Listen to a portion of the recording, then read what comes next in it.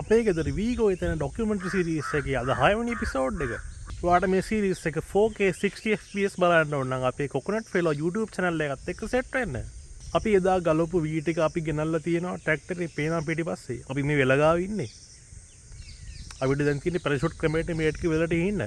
මං කලින් කිව්වා වගේ වී ටික නිකන් ඉහිනට වඩා පැලවිච්ච වී ගස් ඉහින එක අපිට හොඳ වාසි තියෙනවා. අපි මේ ට්‍රැක්ටරේ තියෙන ගොවියන් ටික දානවා බාස්කට් එකට. මේ බාස්කට් එක තමයි විල ළඟට අරන් යන්නේ අපි. දැන් අපි කරන්නේ මේ බාස්කට් එක අරන් ගිහිල්ලා මේක ළඟ තියෙන විල ළඟට ඇවිල්ලා මේක ගන්නවා ටික.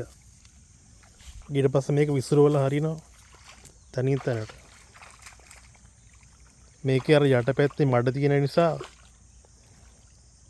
මේක යටට හැරෙන්න තමයි බිමට වැටෙන්නේ. මේ බලන්න. එකක්වත් අර කොලේ යටට ගිහිල්ලා නැහැ. ඔක්කොම යටපැත්තේ යටට ගිහිල්ලා තියෙන්නේ. මේ විදිහට තමයි මුළු වෙලම අපි කරන්න ඉන්නේ.